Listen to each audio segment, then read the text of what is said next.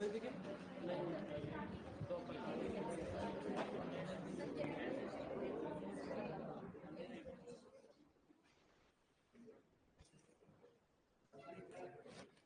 Morning, क्या हाल है तेरे? बढ़िया। चलो, अच्छे ही होने चाहिए। लास्ट टाइम पे बात कर रहे थे सिस्ट की, और उससे पहले बात करी थी अपन ने ट्यूमर और एब्सेस की। करी थी। एब्सेस के अंदर लिखा था कि एब्सेस बनने की प्रक्रिया को सप्यूरेशन कहते हैं। फिर हमने कहा था असामान्य गुहा के अंदर पस या मवाद का भरा होना क्या कहलाता है? एब्सेस कहलाता है। फिर उसके बाद में लिखा था बड़ी आकार के एब्सेस को पस्ट्यूल, छोटे आकार के एब्सेस को पस्ट्यूल, और बड़े आकार को इरिसिफेलस कहते हैं। फिर अपन ने कहा था एब्सेस के आंतरिक परत को, एब्सेस के कारण के बैक्टीरिया का नाम बताओ। स्टेफाइलोकोकस हो रही है। उसके बाद में पढ़ा अपन ने एब्सेस के अंदर पाइजेनिक मेम्ब्रेन को नष्ट करने के लिए किसका उपयोग करते हैं? टिंचर आयोडीन और पोटेशियम परमैंगनेट का। फिर अपन ने कहा था एब्सेस को ओपन करने के लिए किसका उपयोग करते हैं? ड्रेसिंग के लिए, ड्रेसिंग के लिए BIPP, बिस्मिथ आयोडोफोम पैराफिन पेस्ट का उपयोग करते हैं। किया था। और एब्सेस को ओपन के लिए बिस्चुरी, एब्सेस को पकाने के लिए ब्लिस्टर और हॉट फर्मेंटेशन। यहां तक कर लिया था। सिस्ट के अंदर लिखा था कि किसी असामान्य गुहा के अंदर तरल अथवा अर्ध तरल पदार्थ का भरा होना क्या कहलाता है? ठीक है। प्रकार के अंदर सबसे पहले रिटेंशन सिस्ट लिखा था, किसी ग्रंथि अथवा नलिका के बंद होने से बनती है। एग्जाम्पल के अंदर लिखा था रेनुला या सलाइवरी सिस्ट। दूसरे नंबर पे लिखा कंजेनाइटल, कंजेनाइटल का मतलब जन्मजात प्रेजेंट रहेगी। यूरिकल सिस्ट लिखी, हनी सिस्ट या ब्रेकियल सिस्ट, किसके अंदर? डॉग के अंदर। और घोड़े के अंदर। ठीक है, यहां तक कर लिया था। नेक्स्ट लिखोगे इसके अंदर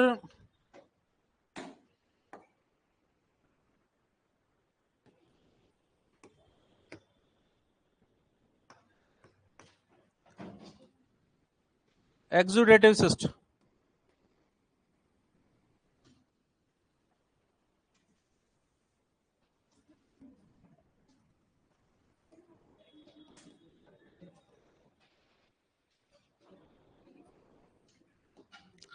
लिखोगे एग्जिटेटिव सिस्ट।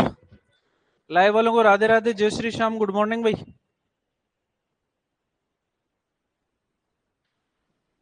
एक्सुडेटिव सिस्ट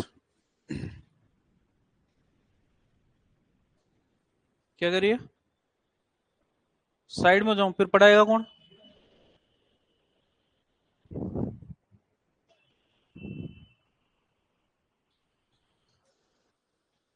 इधर बैठा करो मेरी क्लास के अंदर। एक्सुडेटिव सिस्ट लिख लिया। सिस्ट के अंदर काम में लिया था कि किसी असाधारण बंद गुहा के अंदर तरल अथवा अर्ध तरल पदार्थ का भरा होना ही क्या कहलाएगा? सिस्ट है। एक्सुडेटिव सिस्ट की अगर बात करते हैं तो यहाँ पर गुहा सामान्य रहेगी। सामान्य गुहा के अंदर किसी प्रकार की चोट लगने पर तरल अथवा अर्ध तरल पदार्थ का बढ़ना क्या कहलाएगा? लिखो। शरीर की सामान्य गुहा में, लिखो शरीर की सामान्य गुहा में,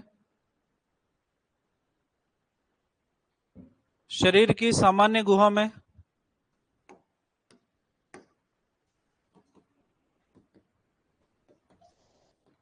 सामान्य गुहा में चोट लगने के कारण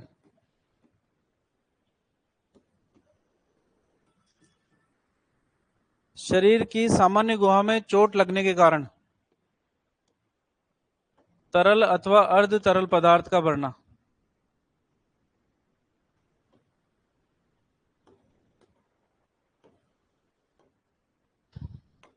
क्या कहलाएगी? Exudative cyst. एग्जाम्पल लिखोगे हाइड्रोसिल,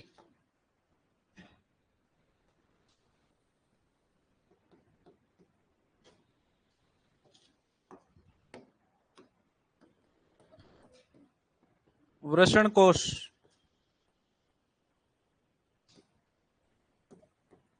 तरल पदार्थ भरना,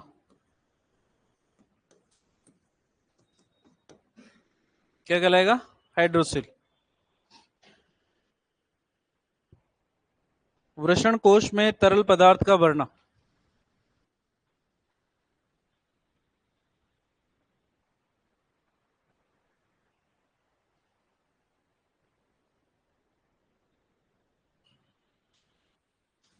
ठीक है। नर जनन तंत्र पढ़ा अपन एनाटॉमी के अंदर? नहीं पढ़ा, दोनों नहीं पढ़ा। ठीक है, तो एनाटॉमी के अंदर पता ही है आपको कि वृषण वृषण कोश के अंदर पाए जाते हैं। ऐसा होता है, ये वृषण कोश है और इस वृषण कोश के अंदर दो पाए जाते हैं टेस्टिस, फिर स्पर्मेटिकोड निकलता है यहां से। अगर बर्डीजो कास्ट्रेशन करने के दौरान बर्डीजो का उपयोग अगर आपने सही तरीके से नहीं किया तो उस केस के अंदर यहाँ पर बर्डीजो के द्वारा चोट ही तो लग रही है, ट्रोमा ही तो पैदा कर रहा है, तो उस वजह से इसके अंदर तरल पदार्थ बढ़ जाएगा जिसके कारण इसका आकार बढ़ जाएगा, है ना। इस बढ़े हुए आकार को क्या कहेंगे? हाइड्रोसिल। चूंकि स्कोटरम सामान्य रूप से पाया जा रहा है, वृषण को सामान्य रूप से अपने आप के अंदर नेचुरल केविटी है, इसीलिए लिखा है कि सामान्य गुहा में चोट लगने पर तरल अथवा अर्ध तरल पदार्थ का बढ़ना कौन सा एग्जाम्पल रहेगा? ठीक है, आपके बुक्स के अंदर हाइड्रोसील को कंजेनिटल सिस्ट के अंदर माना गया है, जो कि गलत है, ध्यान रख लेना इस चीज। क्लियर?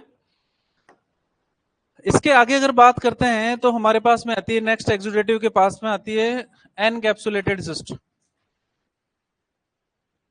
लिखो next, encapsulated cyst.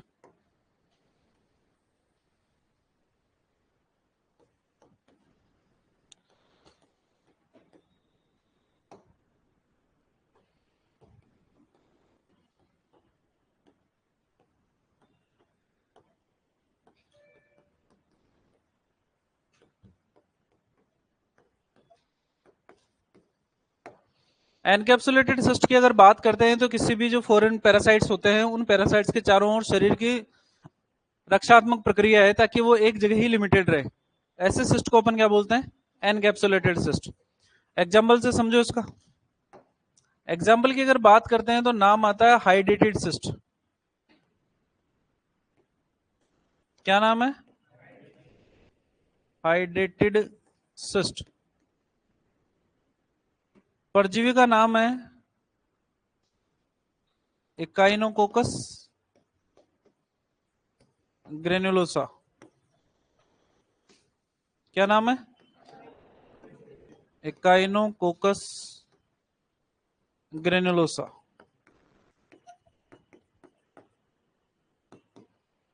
Hydrated cyst बनेगी लंग्स के अंदर और लीवर में। लंग्स और लीवर के अंदर इकाइनोकोकस ग्रेनुलोसा का इन्फेक्शन होने के कारण या इन्फेस्टेशन होने के कारण उसके चारों ओर सिस्ट बन जाएगी, जिसके कारण लंग्स और लीवर के अंदर एक लिमिटेड दूरी तक ही फैलेंगे, लंबी दूरी तक नहीं फैल पाएंगे। ऐसी सिस्ट को क्या बोलेंगे? Hydrated cyst. इसके अलावा दूसरे एग्जाम्पल की अगर बात करते हैं तो आपने नाम सुना होगा गिड का। गिड नाम सुना है? परजीवी का नाम क्या है? टीनिया मल्टीसेप्स। क्या नाम है? टीनिया मल्टीसेप्स।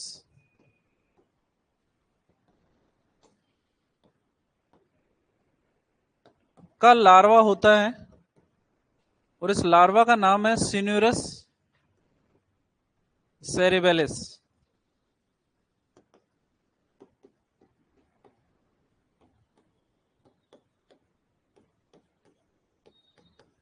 सिन्यूरस सेरिबेलिस, और ये पाया जाता है ब्रेन के अंदर।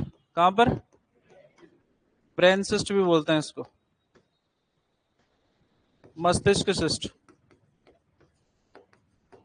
भेड़ बकरियों के अंदर सर्वाधिक होता है, गोल गोल घूमने लग जाएगी। कंफर्मेटिव डायग्नोसिस अगर आपको करना है, दोनों सिंगों को पकड़कर बीच वाला पोर्शन यहां से दबा के अगर देखोगे तो बकरी जोर जोर से चिल्लाने लग जाएगी। इसका मतलब वहां पर कौन सी सिस्ट बनी है? Brain cyst.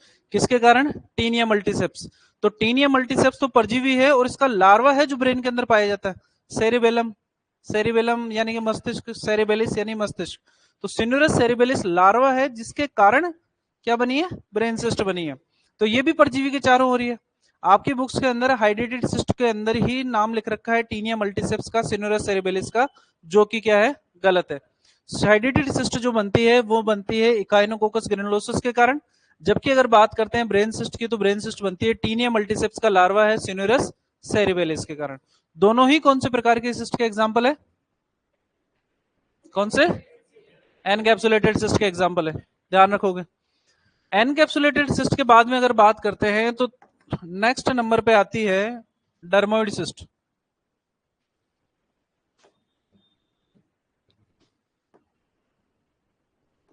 कौन सी सिस्ट है? डर्मोइड सिस्ट की अगर बात करते हैं तो ये कैमल के अंदर पाई जाती है। कैमल में गर्दन के नीचे की ओर।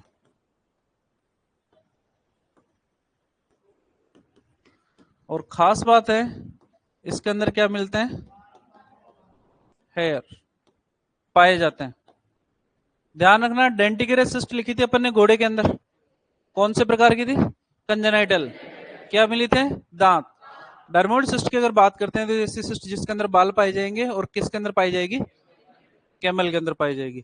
तो सिस्ट के प्रकार के अंदर सबसे पहले नाम लिखा अपन ने रिटेंशन सिस्ट, किसी ग्रंथि की नलिका के बंद होने के कारण बनती है। एग्जाम्पल के अंदर लिखा रेनुला या सलाइवरी सिस्ट डॉग के अंदर।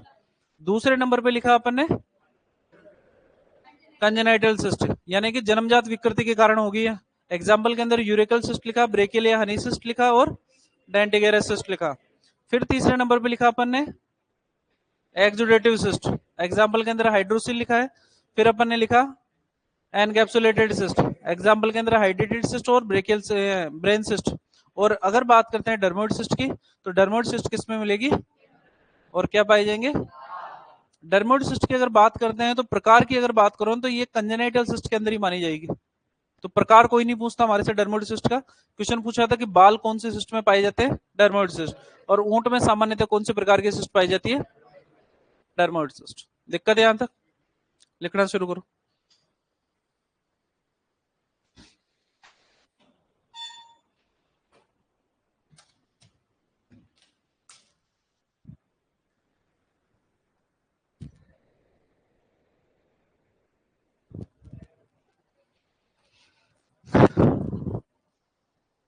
सर भिजवा देना सर।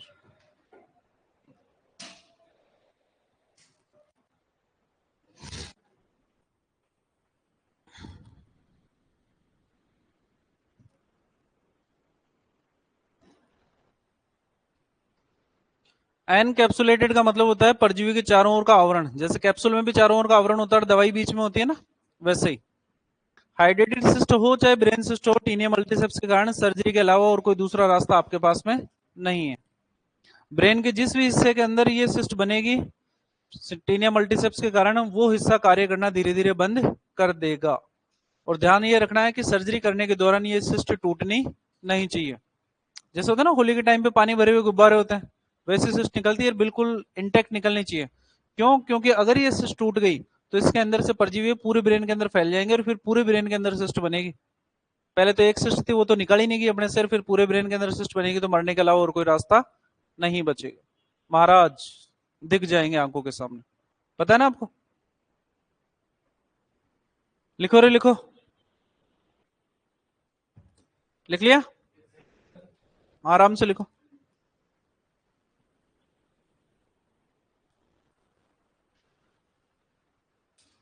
क्या चाहिए, पेन दो भाई को।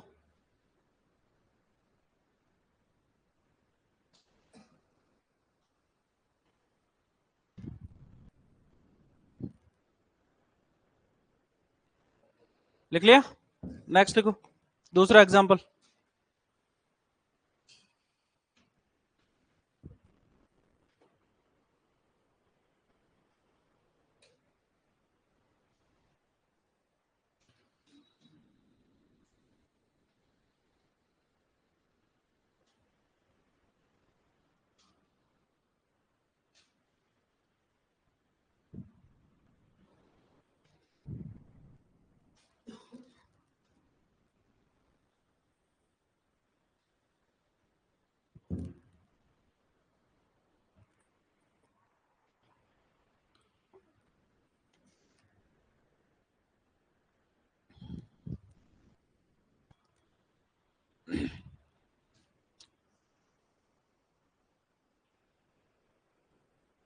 अच्छा, अगर दोनों ऑप्शन में दे रखे हैं आपको, आपसे अगर पूछा जाए कि गिड बीमारी किसके कारण होती है, टीनिया मल्टीसेप्स या सिनुरियस सेरेबेलिस, आंसर क्या दोगे।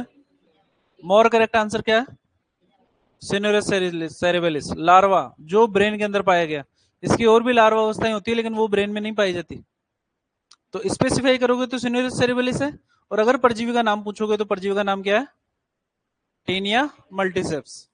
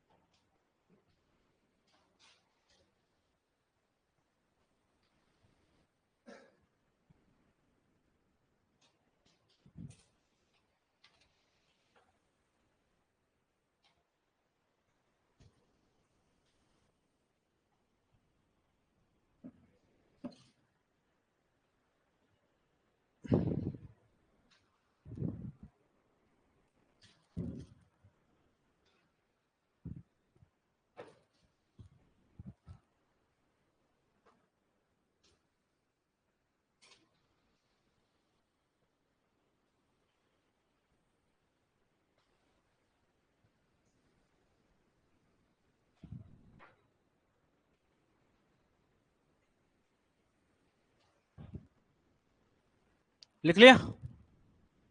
ट्रीटमेंट कैसे करोगे सिस्ट का?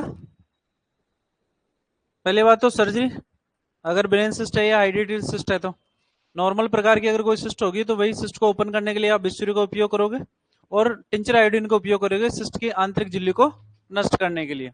तो ट्रीटमेंट के अंदर कुछ भी स्पेसिफिक नहीं है। इंपॉर्टेंट हमारे लिए इसकी डेफिनेशन है। ध्यान रखना, ट्यूमर की डेफिनेशन हो, चाहे सिस्ट की डेफिनेशन हो, चाहे एब्सेस की डेफिनेशन हो, आपको तीनों याद होनी चाहिए, है ना। पहली बात, ट्यूमर के अंदर उद्देश्यहीन कोशिकाओं की वृद्धि क्या कहलाती है? ट्यूमर। असामान्य गुहा जिसमें पस या मवाद भरी हो और तरल और अर्धतरल पदार्थ भरा हो। अगर पस वर्ड आ रहा है तो आपको एब्सेस ही करके आना है, चाहे लैंग्वेज कुछ भी क्यों ना दे रखी हो। अगर तरल या अर्धतरल पदार्थ दे रखा है तो आपको सिस्ट ही करके आना है, चाहे लैंग्वेज कुछ भी दे रखी हो। क्लियर? एग्जाम्पल आपको सारे याद होने चाहिए, सारे के सारे। सैलिवरी सिस्ट रेनुला को रिटेंशन सिस्ट के अंदर रखा है, हाइड्रोसिल को अपन एक्सुडेटरी सिस्ट के अंदर रखा है, यूरिकल सिस्ट याद रखनी है आपसे, ब्रेकियल और हनी सिस्ट लिखी है अपन ने, और डर्मोइड सिस्ट लिखी है। तो ये बुक्स में क्वेश्चन दे रखे हैं, आपसे कोई नहीं पूछेगा। आपको सिर्फ यूरिकल सिस्ट याद रखनी है, कौन सी कैटेगरी में आती है? कंजेनाइटल सिस्ट के अंदर। और कैमल के अंदर पाई जाने वाली सिस्ट कौन सी होगी? Dermoid cyst. परजीवी के कारण कौन सी बनती है? एनकैप्सुलेटेड। ठीक है, हेडिंग डालोगे फ्रैक्चर। ट्रीटमेंट के अंदर कुछ खास है नहीं, इसलिए अपन ने लिखा नहीं इसके अंदर। फ्रैक्चर,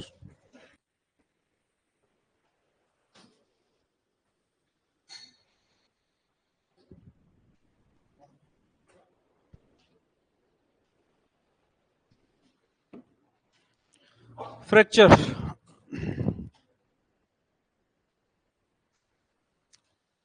फ्रैक्चर सिस्ट के उपचार के लिए बता दिया ना आपको। अगर ब्रेन सिस्ट है, एनकैप्सुलेटेड सिस्ट है, जब तो सर्जरी करनी पड़ेगी और कोई रास्ता नहीं है। नॉर्मल सिस्ट अगर आपके पास में है तो उसके अंदर, जैसे यूरिकल सिस्ट की बात कर रहे हैं, तो जिस वजह से ओपनिंग हुई है उस ओपनिंग को बंद करना पड़ेगा। और नॉर्मली अगर सिस्ट के उपचार की अगर बात करते हैं तो सिस्ट के अंदर से तरल अर्धतरल पदार्थ को निकालना है और उसकी जो आंतरिक झिल्ली है उसको नष्ट करना है। क्यों? क्योंकि सिक्रेशन वही कर रही है। तो नष्ट करने के लिए आप टिंचर आयोडीन का उपयोग कर सकते हो या कैमेनोफोर का उपयोग कर सकते हो। ठीक है ना। फ्रैक्चर, हाथ खड़े करो जिस जिसको हुआ है कभी भी। हाँ, पहले 2 महीने पहले मैं हाथ खड़ा नहीं करता था, मैं नीचे रखता था, लेकिन अब मेरे को पता लग गया। ठीक है, फ्रैक्चर नाम सुनते ही आपको पता है कि हड्डी का टूट जाना है, क्या कहलाता है? फ्रैक्चर। लेकिन फ्रैक्चर के केस के अंदर जरूरी नहीं कि हड्डी पूरी टूटे। अगर अस्थि के अंदर दरार आ गई है तो भी वो क्या माना जाएगा? फ्रैक्चर कहलाया जाएगा। और फ्रैक्चर के अंदर ये जरूरी नहीं है कि अस्थि का कोई सा भी भाग टूटकर बिल्कुल ही अलग हो, ये कंपलसरी नहीं है। फ्रैक्चर के अंदर हड्डी की जगह वो दूसरा नाम देता है कि कठोर ऊतकों को निरंतरता का टूट जाना क्या कहलाता है? तो फ्रैक्चर बेसिकली अस्थि के अंदर भी होगा और उपास्थि के अंदर, क्योंकि कठोर ऊतकों के अंदर ये दो ही ऊतक हमारे पास में अवेलेबल है। ठीक है, डिफाइन लिखो पहले। डिफाइन,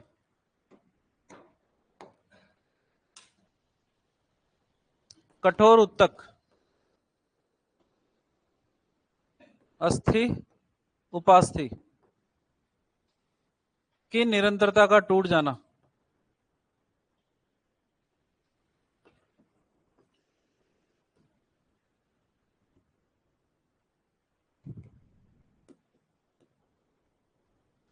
फ्रैक्चर कहलाता है।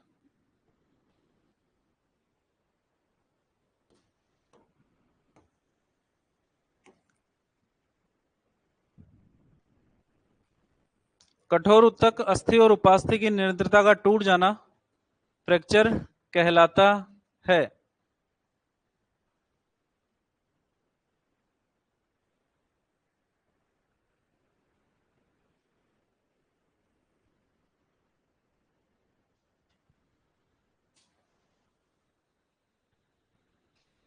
ठीक है, नेक्स्ट लाइन लिखो। अस्थि में दरार आ जाना, अस्थि में दरार आ जाना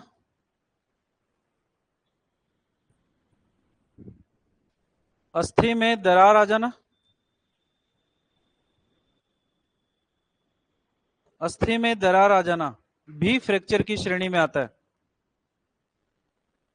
अस्थि में दरार आ जाना भी फ्रैक्चर की श्रेणी में आता है। अस्थि में दरार आ जाना भी फ्रैक्चर की श्रेणी में आता है। तथा इसमें तथा इसमें तथा इसमें अस्थि के किसी भी भाग का टूटकर अलग होना आवश्यक नहीं है। तथा इसमें अस्थि के किसी भी भाग का टूटकर अलग होना तथा इसमें अस्थि के किसी भी भाग का टूटकर अलग होना, अस्थि के किसी भी भाग का टूटकर अलग होना आवश्यक नहीं है। मान लो दरार चल गई तो अस्थि अलग होगी नहीं, अलग नहीं होगी, इसका मतलब ये नहीं है कि फ्रैक्चर नहीं हुआ, उसे भी अपन क्या मानेंगे, फ्रैक्चर मानेंगे। ठीक है, हेडिंग डालो क्लासिफिकेशन ऑफ फ्रैक्चर, फ्रैक्चर का वर्गीकरण।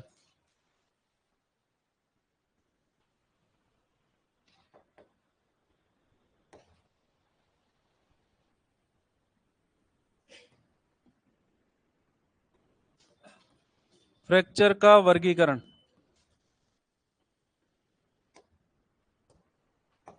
और ए नंबर पे लिखोगे अस्थि के वातावरण के संपर्क में आने पर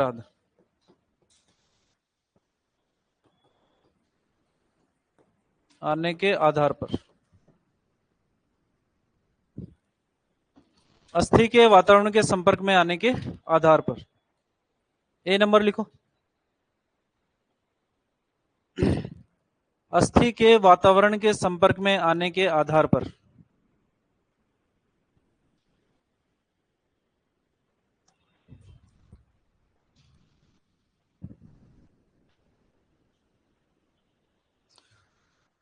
कठोर उत्तक अस्थि और उपास्थि की निरंतरता का टूट जाना फ्रैक्चर कहलाता है। अस्थि में दरार आ जाना भी फ्रैक्चर की श्रेणी में आता है तथा इसमें अस्थि के किसी भी भाग का अलग होना आवश्यक नहीं है। यानी कि अस्थि में दरार आ गई तो भी फ्रैक्चर है और अस्थि का कोई भाग टूटकर अलग नहीं हुआ तो भी फ्रैक्चर है। देखो इधर बाद में लिखोगे। वातावरण के संपर्क में आने के आधार पर फ्रैक्चर दो प्रकार के होते हैं, एक तो होते हैं सिंपल फ्रैक्चर, दूसरे होते हैं कंपाउंड फ्रैक्चर।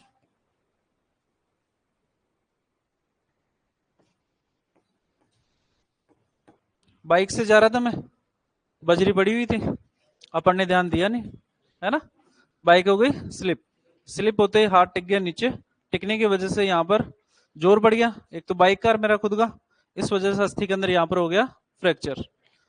कोई घाव नहीं हुआ, फ्रैक्चर अंदर की तरफ है, मेरे को दिखाई भी नहीं दे रहा है, ऐसे फ्रैक्चर को क्या बोलते हैं, सिंपल फ्रैक्चर। जहां पर टूटी हुई अस्थि वातावरण के संपर्क में नहीं आती है कौन सा फ्रैक्चर कहलाता है। वही बाइक लेके जा रहा था, सामने कोई गाड़ी या दूसरी गाड़ी आ रही थी, तेज ठोक दी, हड्डी टूटकर यहां से बाहर आ गई बीच के अंदर से, त्वचा के अंदर घाव हो गया, खूनी खून हो गया और अस्थि वातावरण के संपर्क में आ रही है, कौन सा फ्रैक्चर। सिंपल फ्रैक्चर को हम क्लोज फ्रैक्चर भी कहते हैं, कौन सा फ्रैक्चर, क्लोज फ्रैक्चर। क्यों कहते हैं, क्योंकि टूटी हुई अस्थि वातावरण के संपर्क में नहीं आती, वातावरण के संपर्क में नहीं आती। अगर टूटी हुई अस्थि वातावरण के संपर्क में नहीं आएगी तो संक्रमण की संभावना भी क्या रहेगी, संभावना कम। लेकिन जहां पर टूटी हुई अस्थि वातावरण के संपर्क में आ जाती है उसे हम कहते हैं ओपन फ्रैक्चर।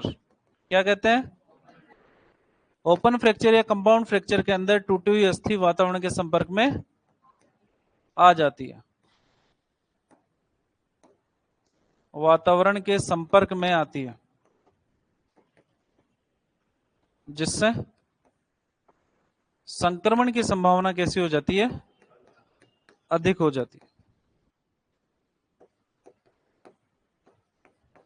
भाई मान लो गिर गया नीचे, अस्थि अंदर से टूट गई, त्वचा के अंदर कोई सी प्रकार का कोई नुकसान नहीं हुआ, तो यानी कि अस्थि बाह्य वातावरण के संपर्क में नहीं आएगी। और अस्थि जहां तक बाह्य वातावरण के संपर्क में नहीं आएगी तब तक संक्रमण होगा नहीं, क्योंकि टूटी तो है, ऐसा थोड़ी कोई बैक्टीरिया वायरस घुस गए, नहीं टूटी, टूट जाएगी और बैक्टीरिया वायरस नहीं घुसे तो संक्रमण की संभावना कम रहेगी। लेकिन अगर त्वचा के अंदर घाव हो जाए, खून वून निकलना शुरू हो जाए, अस्थि वातावरण के संपर्क में आ जाए, तो उस केस के अंदर बैक्टीरिया वायरस बाह्य वातावरण से उस जगह पर प्रवेश करेंगे, जिसके वजह से संक्रमण की संभावना बढ़ जाएगी। क्वेश्चन पूछने का सिंपल सा तरीका कि ऐसा फ्रैक्चर जिसके अंदर अस्थि बाह्य वातावरण के संपर्क में नहीं आती है, कौन सा फ्रैक्चर कहलाता है? सिंपल अगर नहीं दे रखा है तो क्लोज फ्रैक्चर। और जहां पर अस्थि बाह्य वातावरण के संपर्क में आती है, कंपाउंड फ्रैक्चर को ही क्या बोलते हैं? ओपन फ्रैक्चर कहते हैं। दिक्कत?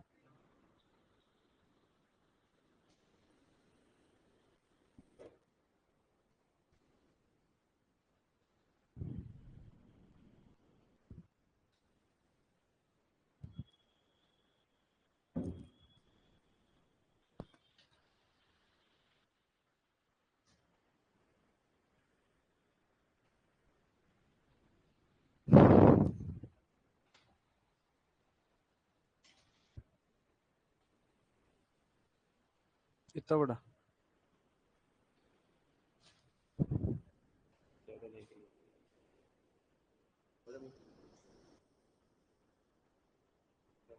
नहीं,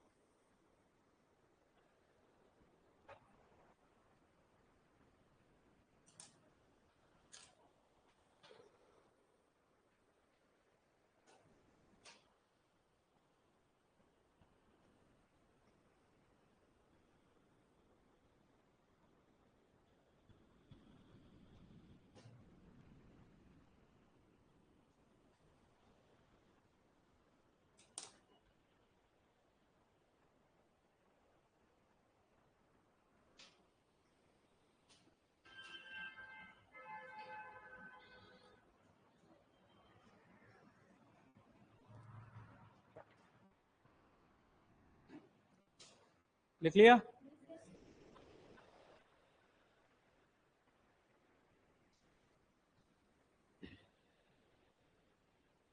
सिंपल और क्लोज और कंपाउंड और ओपन दोनों नाम याद रखोगे आप। डिफाइन आपको क्वेश्चन में दी जाएगी, ऑप्शन के अंदर कंपाउंड या सिंपल फ्रैक्चर आपको ऑप्शन में दिए जाएगा। कौन से स्थिति के अंदर भी हो सकता है, हमारे को उससे दिक्कत नहीं है।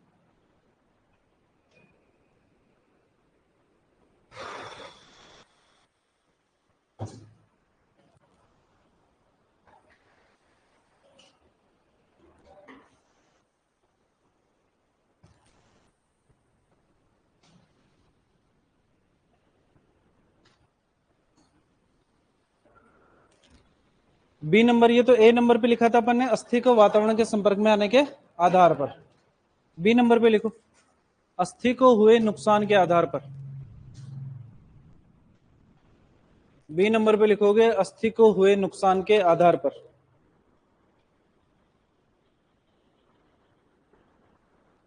अस्थि को हुए नुकसान के आधार पर।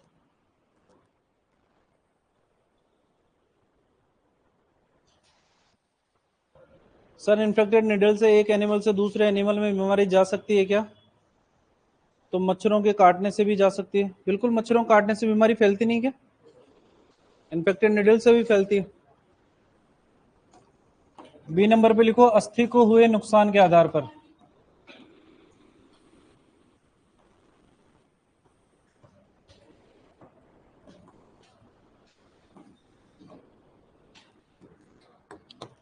देखो इधर, बाद में लिखोगे। पहले नंबर पे आते हैं इनकम्प्लीट फ्रैक्चर।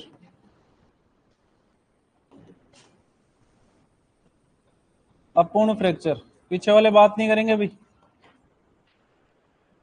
इनकम्प्लीट फ्रैक्चर यानी कि नाम से पता लग रहा है कि पूरा फ्रैक्चर नहीं हुआ है। यानी कि ऐसा फ्रैक्चर जहां पर अस्थि पूरी मोटाई के अंदर नहीं टूटती है क्या कहलाती है? Incomplete fracture. मान लो ये बोन है, अस्थि की संरचना पढ़ी थी अपन ने, और ये बोन मैरो कैविटी है, ठीक है। अगर अस्थि के अंदर फ्रैक्चर हुआ और ये फ्रैक्चर सिर्फ यहीं तक रह गया तो कौन सा फ्रैक्चर? इनकम्प्लीट। और अगर ये बीच में से पूरी टूट गई तो कंप्लीट फ्रैक्चर। क्लियर? तो इनकम्प्लीट फ्रैक्चर के अंदर अस्थि पूरी मोटाई तक नहीं टूटती है। लिखो ये लाइन, बाद में लिखना। चलो इधर देखते जाओ, मैंने सोचा लिख दिया। अस्थि पूरी मोटाई में नहीं टूटती है, नहीं टूटती है। इनकम्प्लीट फ्रैक्चर की अगर बात करते हैं तो ये 3 प्रकार के होते हैं। कितने प्रकार के? 3 प्रकार में सबसे पहला आता है, जो सबसे ज्यादा पूछा जाता है, वो है ग्रीन स्टिक फ्रैक्चर। दूसरे नंबर पे आता है फिशर फ्रैक्चर, और तीसरे नंबर पे आता है डिप्रेशन।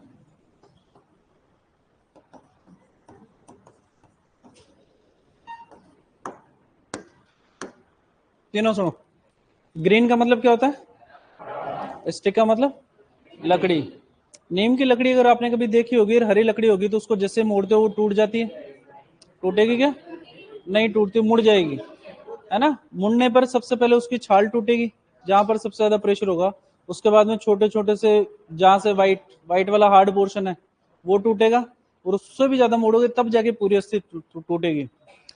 ग्रीन स्टिक फ्रैक्चर की अगर बात करते हैं तो ये कुछ उसी टाइप का फ्रैक्चर रहता है। छोटे बच्चे देखे होंगे आपने कि जब बच्चा पैदा होता है तो उस टाइम पर तो नॉर्मल रहता है, वो घंटे 2 घंटे तक कुछ भी शैतानी नहीं करना, लेकिन उसके बाद में बहुत तेज भगता है वो, और तेज भगने के बाद में फिर अचानक से डिस्क ब्रेक लगाता है। आपको पता है कि जब तेज दौड़ेगा तो मोमेंटम ज्यादा है, जब वो अचानक से डिस्क ब्रेक लगाएगा, पैरों को रोकेगा, तो उसका शरीर आगे की तरफ जाएगा, और आगे की तरफ जाने की वजह से अस्थि के ऊपर प्रेशर पड़ेगा, और जो बोन सीधी थी वो मुड़ने की कोशिश करेगी। क्यों? क्योंकि बच्चा भी पैदा हुआ है तो बोन में इतनी स्ट्रांगनेस नहीं है। पूछा जाता है कि नवजात बच्चों में कौन सा फ्रैक्चर सर्वाधिक होता है? नवजात बच्चों में सर्वाधिक कौन सा होगा? Greenstick fracture. Fissure fracture की अगर बात करते हैं तो अस्थि में दरार आ जाती है, आ जाती है। और डिप्रेशन फ्रैक्चर की अगर बात करते हैं तो यहां पर अस्थि के अंदर क्या बन जाता है? गड्ढा बन जाता है। रास्ते से जा रहे थे, गाय दिख रही थी, गाय तो रहने दो, सांड दिख रहा था, आपका मन किया पत्थर मारने का, आपने पत्थर मारा, पत्थर पहना था, घुस गया जाकर, गड्ढा बन गया। कौन सा फ्रैक्चर बन गया? डिप्रेशन। जहां पर पत्थर लगा सिर्फ वहीं पर फ्रैक्चर हुआ, बाकी पूरी अस्थि ऐसे कैसे इंटैक्ट है। इसीलिए अपन ने कौन सा कैटेगरी के अंदर माना है? इनकम्प्लीट फ्रैक्चर के अंदर माना है। ठीक है।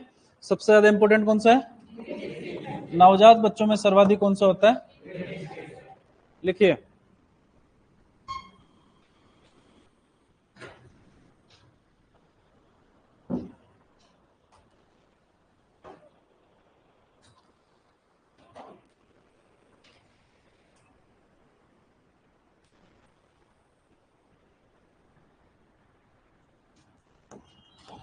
लेकिन इसमें पेरिओस्टियम सुरक्षित रहती है।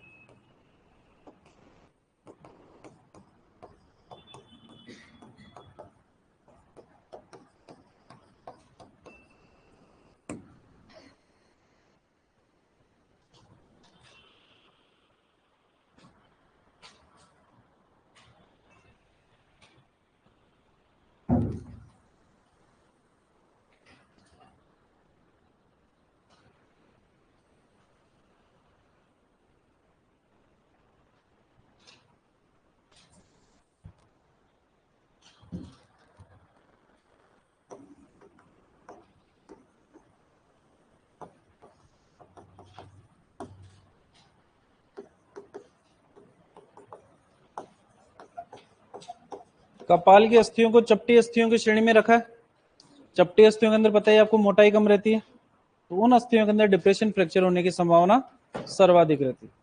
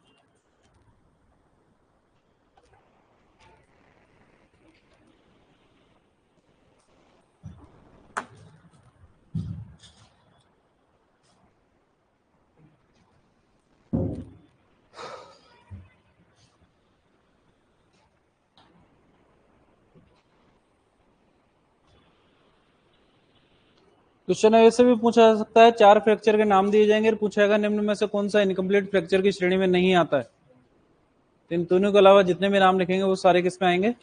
कंप्लीट फ्रैक्चर की श्रेणी में।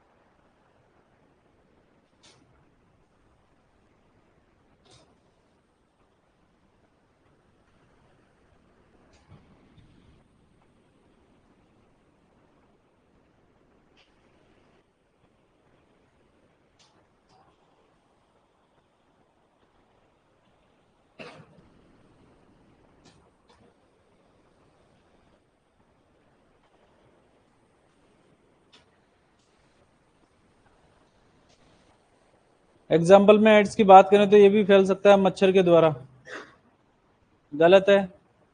एड्स कभी भी मच्छर के खाने से नहीं फैलता है।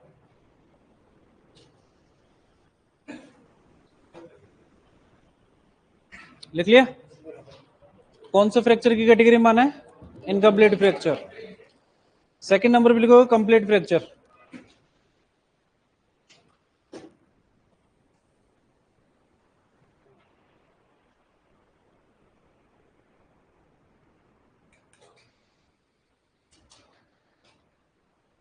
सेकंड नंबर पे लिखोगे कंप्लीट फ्रैक्चर, पूर्ण फ्रैक्चर।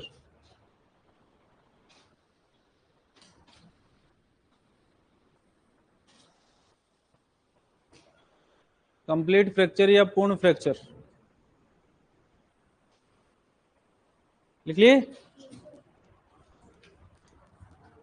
देखो उधर,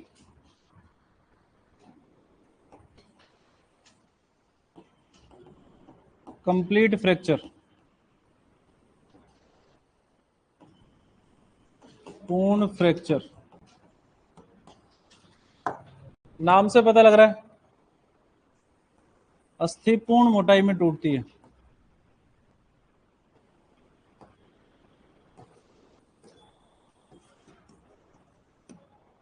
प्रकार की अगर बात करते हैं, अलग अलग नाम आते हैं।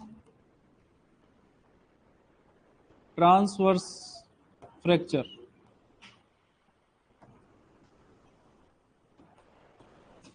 Oblique fracture,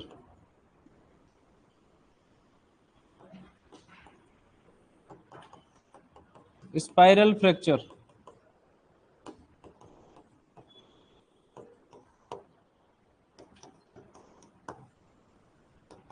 multiple fracture. सुनो, ये अस्थि है आपकी, मेरी मान लो। अस्थि जहां से टूट रही है वो उसको बोलते हैं फ्रैक्चर लाइन। क्या बोलते हैं? फ्रैक्चर लाइन, यानी जिस लाइन के अंदर टूट रही है। ये अस्थि का लंबवत अक्ष है, लंबा अक्ष है। अगर इससे 90 डिग्री पर अस्थि ऐसे टूट जाती है तो उसको बोलते हैं ट्रांसवर्स फ्रैक्चर। कौन सा फ्रैक्चर? ट्रांसवर्स। अगर ये ऐसे टूट जाए तो उसको बोलेंगे, और अगर ये थोड़ा सा स्पाइरल होके टूटे तो स्पाइरल फ्रैक्चर। लिख दूं ये ऐसे कैसे? ट्रांसफर फ्रैक्चर, अस्थि के लंबवत अक्ष से 90 डिग्री फ्रैक्चर लाइन होती है।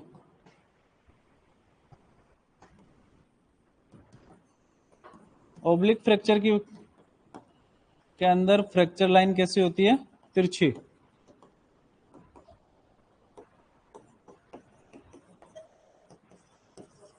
स्पाइरल फ्रैक्चर की अगर बात करते हैं तो फ्रैक्चर लाइन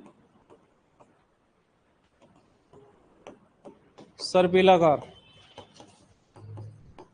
स्पाइरली बोलते हैं अंग्रेजी के अंदर इसको, होती है। एनाटॉमी पढ़ी है अपन ने, ह्यूमरस फीमर पढ़ी है। मैंने कहा था ह्यूमरस और फीमर के अंदर दो मेन डिफरेंस होते हैं, पहला तो हेड के अंदर, दूसरा उसकी शाफ्ट के अंदर। ह्यूमरस का हेड जो होता है वो बिल्कुल गोल होता है, गड्ढा नहीं पाया जाता, लेकिन फीमर के हेड के अंदर गड्ढा पाया जाता है। क्या नाम देते हैं? Fovea capitis. फोविया डेंटिस किस में पाया जाता है? एटलस के अंदर या एक्सिस में? एटलस के अंदर, पहला। दूसरा कहा था कि फीमर को राउंड बोन भी बोलते हैं क्योंकि उसकी शाफ्ट बिल्कुल सीधी रहती है, लेकिन ह्यूमरस क्या है, थोड़ी सी ट्विस्टेड या घूमी हुई रहती है। तो हमारे से पूछा था कि स्पाइरल फ्रैक्चर होने की संभावना सर्वाधिक किसके अंदर होती है? आंसर क्या दोगे? ह्यूमरस। ह्यूमरस में सर्वाधिक कौन सा फ्रैक्चर होता है? Spiral fracture. ह्यूमरस ऐसी सीधी सीधी तो है नहीं, वो थोड़ी सी घूमी हुई है, तो फ्रैक्चर भी कैसा होगा? घुमा हुआ ही रहेगा, स्पाइरल होगा। इसीलिए याद रखना है कि ह्यूमरस के अंदर कौन सा फ्रैक्चर होता है? घुमा हुआ। आगे बात करते हैं तो नाम आता है मल्टीपल फ्रैक्चर। मल्टीपल फ्रैक्चर की अगर बात करते हैं तो मान लो ये अस्थि है, ये वाली। अगर फ्रैक्चर लाइन एक ही है तो अस्थि कितने भागों में टूटेगी? दो। लेकिन अगर फ्रैक्चर लाइन दो होगी तो अस्थि कितने भागों में टूटेगी? तीन भागों में। ठीक है। मल्टीपल फ्रैक्चर की बात करते हैं तो मल्टीपल फ्रैक्चर में अस्थि के कम से कम तीन टुकड़े होंगे। कितने टुकड़े? तीन। और तीन टुकड़ों के अंदर फ्रैक्चर लाइन कम से कम कितनी होगी? दो कंडीशन अज्यूम करो। एक तो ये फ्रैक्चर लाइन ऐसे ऐसे टूट जाए जहां पर फ्रैक्चर लाइन एक दूसरे को मिल नहीं रही है, ठीक है। दूसरी कंडीशन ये अज्यूम करो जिस कंडीशन के अंदर फ्रैक्चर लाइन आपस के अंदर मिल रही है। एक टुकड़ा ये हो गया, एक टुकड़ा ये हो गया, एक टुकड़ा ये हो गया, तीन टुकड़े हो गए। जहां पर फ्रैक्चर लाइन आपस में आकर एक जगह पर मिलती है उसको बोलते हैं कम्युनिकेटेड फ्रैक्चर। कौन सा? Communicated fracture. और जहां पर फ्रैक्चर लाइन एक जगह पर आकर नहीं मिलती उसको बोलते हैं मल्टीपल फ्रैक्चर। कम्युनिकेटेड फ्रैक्चर और मल्टीपल फ्रैक्चर के अंदर फ्रैक्चर लाइन कम से कम दो होनी चाहिए, हड्डी के टुकड़े कम से कम कितने होने चाहिए? तीन। तो डिफाइन जब करते हैं मल्टीपल फ्रैक्चर को तो हम लिखते हैं कि कम से कम अस्थि के तीन टुकड़े होते हैं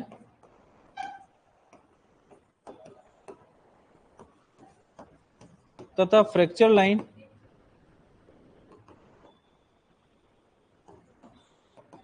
एक जगह आकर नहीं मिलती है।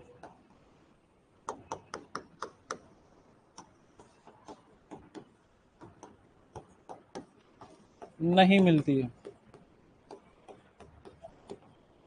अगर एक जगह आकर मिल रही है तो उससे अपन कौन सा फ्रैक्चर बोल देंगे? Communicated fracture.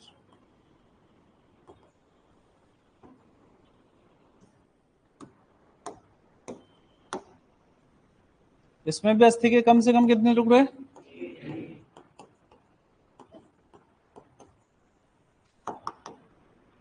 कम से कम तीन टुकड़े। लेकिन फ्रैक्चर लाइन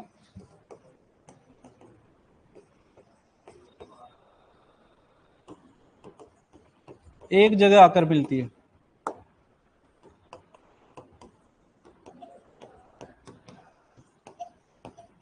तो जहां पर फ्रैक्चर लाइन एक जगह आकर मिल रही है उसको तो बोलेंगे कम्युनिकेटेड, और जहां पर फ्रैक्चर लाइन एक जगह आकर नहीं मिल रही है उसको बोलेंगे मल्टीपल फ्रैक्चर।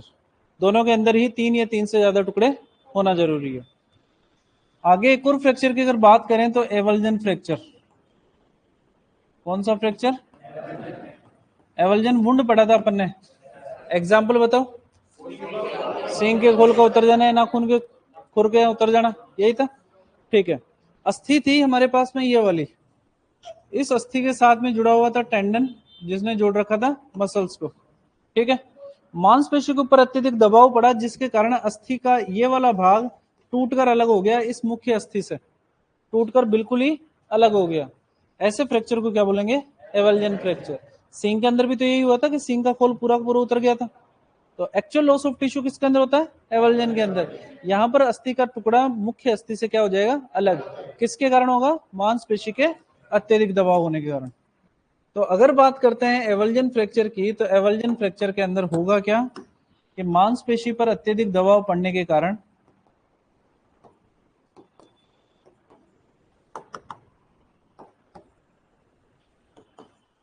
अत्यधिक दबाव पड़ने के कारण अस्थि का एक टुकड़ा मुख्य अस्थि से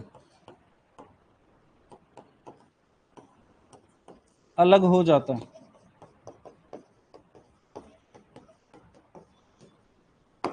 कौन सा फ्रैक्चर कहलाएगा? Avulsion fracture.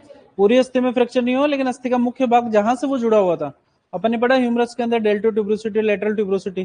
फीमर के अंदर पढ़ा ट्रोकेंटर मेजर, ट्रोकेंटर माइनर। तो वो वाला हिस्सा टूट कर क्या हो जाएगा, अलग। कौन सा फ्रैक्चर कहलाएगा, एवल्जन फ्रैक्चर। एवल्जन फ्रैक्चर के बाद में अगर बात करते हैं तो एक आता है डेंटेड फ्रैक्चर। आपका कोर्स के अंदर तो यहीं तक खत्म हो गया, एवल्जन तक ही, लेकिन बुक्स में क्वेश्चन दे रखे हैं इसलिए। कौन सा फ्रैक्चर है, डेंटेड फ्रैक्चर,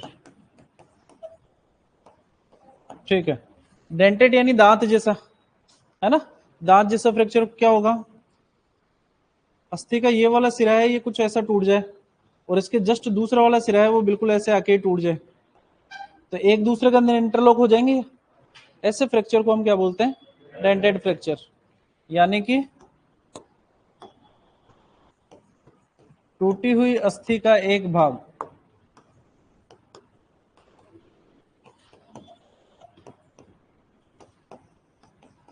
दूसरे भाग में इंटरलॉक हो जाता है, हो जाता है। साइड के अंदर ये डायग्राम सा बना लेना, थोड़ा ज्यादा इजी समझ में आ जाएगा।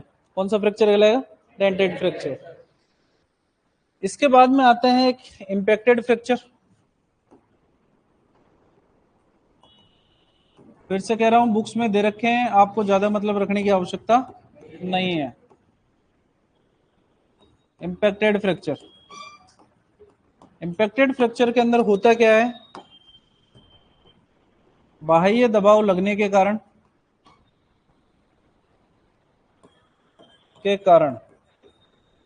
एक अस्थि दूसरी अस्थि में घुस जाती है। एग्जाम्पल की अगर बात करें, फीमर के हेड का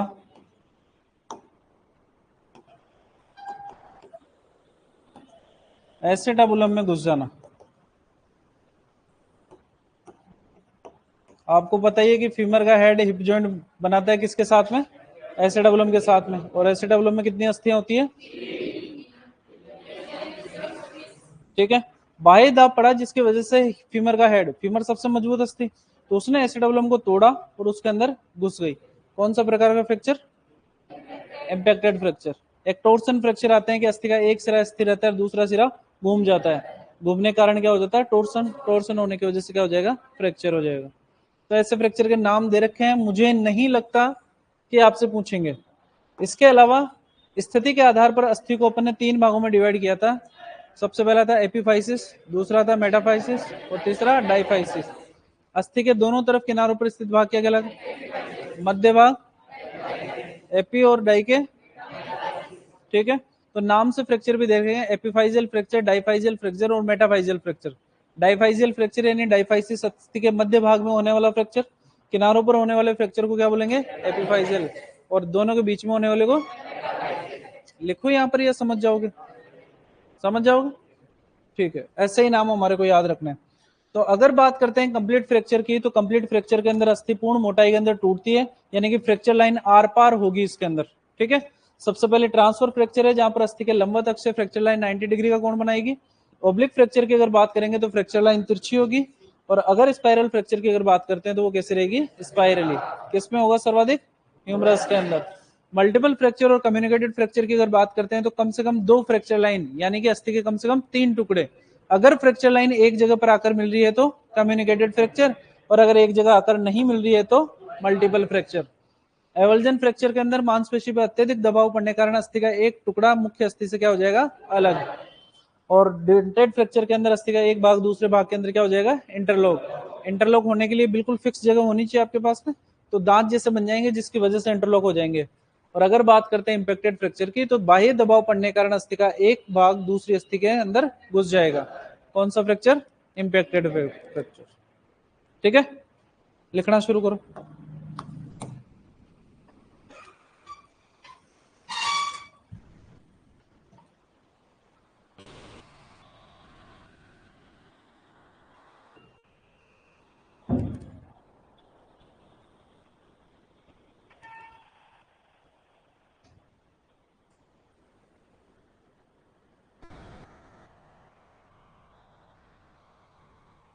सर हिंदी नहीं है कि इनकी? हर चीज की हिंदी करना सही नहीं होता। क्लास 2 घंटे की है क्या? क्लास तो मेरी 2 घंटे की होती है। कुछ नया हो तो बताओ।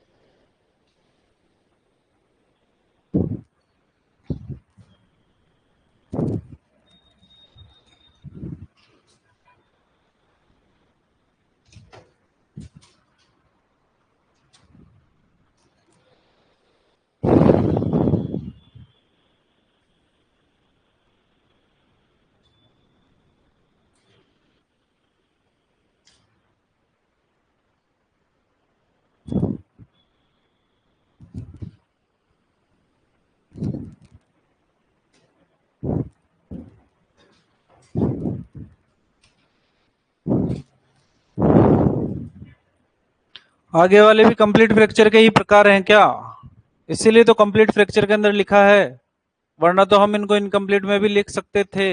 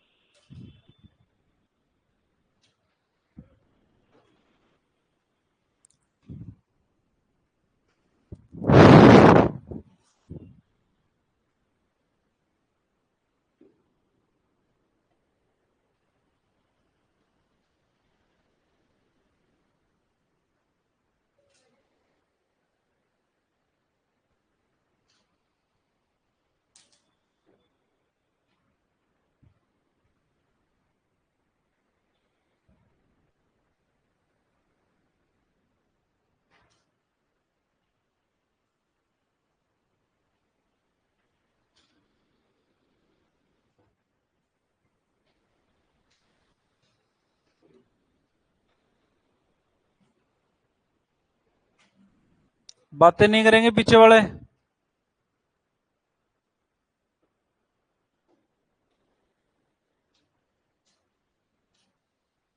लिख लिया?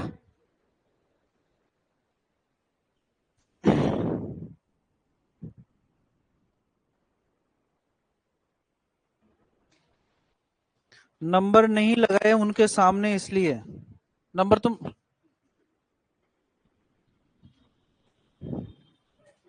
अच्छी टेंशन करी तुमने नंबरों की। वो मेरे को याद ही नहीं रहा कौन सा नंबर चल रहा था, इसलिए मैंने बिना नंबरों को लिख दिया। अभी नंबर लगाते हैं, है ना? और आप देखोगे इस बार जो नंबर डाले हैं ना, मैंने रोमन संख्या में लिखे हैं आपको।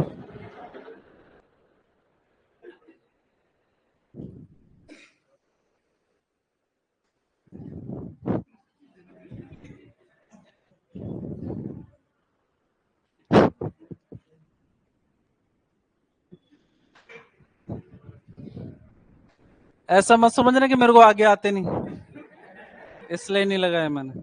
लिख लिया सबने? देखो 4 हो गए थे, मैं लगा देता हूँ, फिर बाद में तुम नाटक करते रहोगे।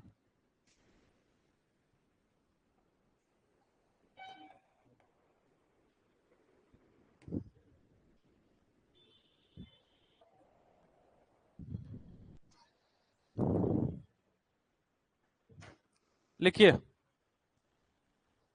मजाक कर रहा था। हैं?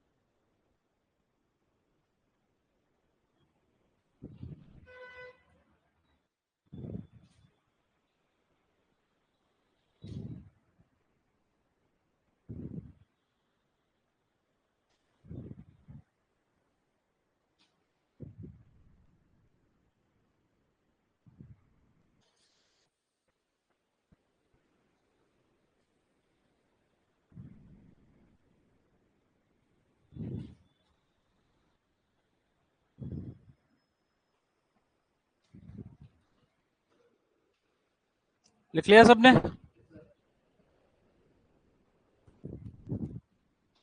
एवल्जन फ्रैक्चर तक आपके सिलेबस के अंदर है, यहाँ तक क्वेश्चन पूछे जाएंगे आपसे, लेकिन बाकी बुक्स में दे रखे हैं, शिवालय की पेपर वाली भी पूछ लेते हैं आपसे, इसलिए अपन करवा रहे हैं।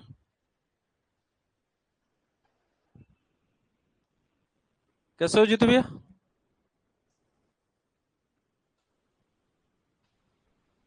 मुस्कुरा दे यार, ऐसे क्या नाराज हो रहा है?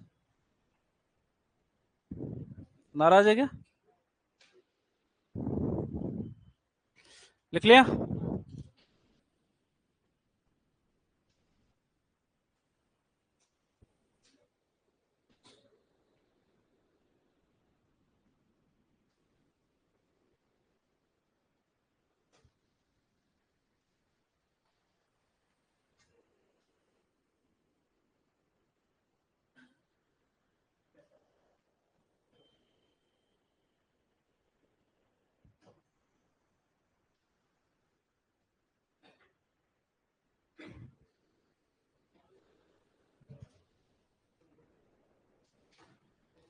देखो बाद में लिखना है, पहले देखो इधर, जस्ट कोई बोन है, कंडीशन एज्यूम करनी है बस आपको, और कुछ नहीं करना।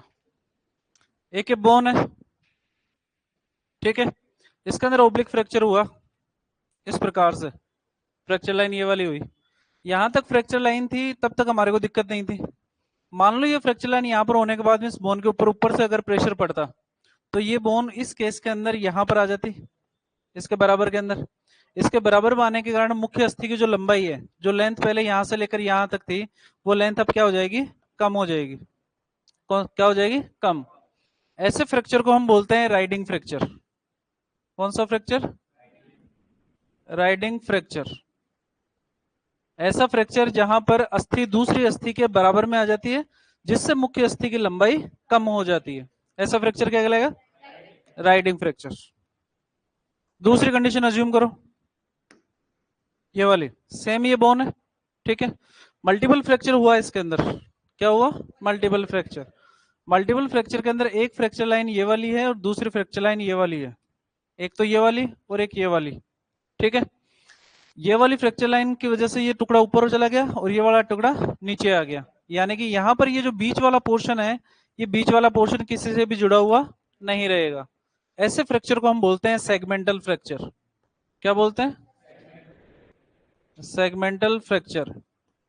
एनाटॉमी के अंदर फ्लोटिंग किडनी पड़ी है अपन ने, किसके अंदर पाई जाती है, डॉग के अंदर। लठ लेके आओ रे एक बार, किसके अंदर होती है, किसमें, रोमिनेंट्स के अंदर। क्यों, क्योंकि रोमन लेफ्ट साइड के अंदर होती है।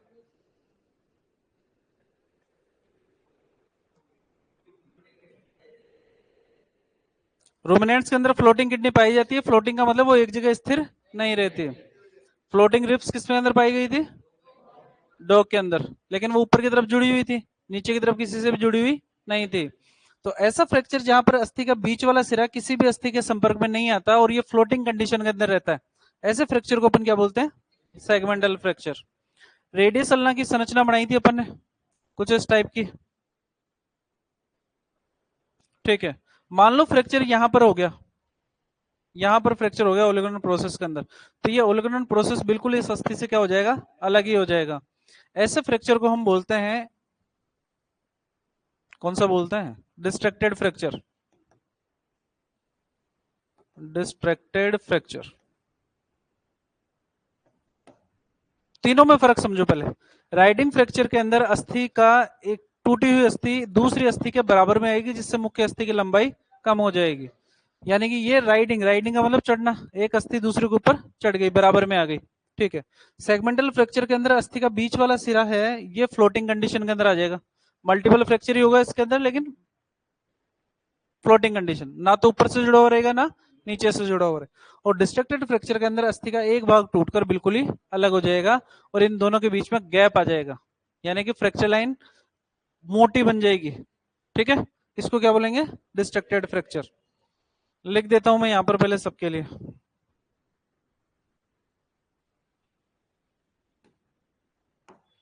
राइडिंग फ्रैक्चर के लिए लिखते हैं अपन, अस्थि का टूटा हुआ एक भाग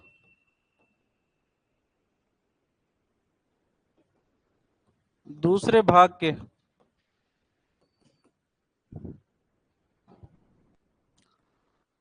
बराबर में आ जाता है, जिससे मुख्य अस्थि की लंबाई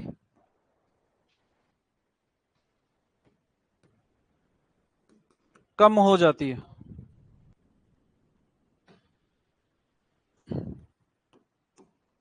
सेगमेंटल फ्रैक्चर की अगर बात करते हैं तो ये मल्टीपल फ्रैक्चर है,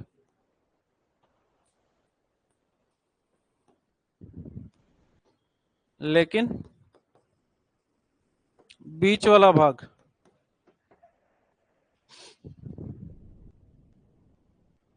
फ्लोटिंग स्थिति में रहता है।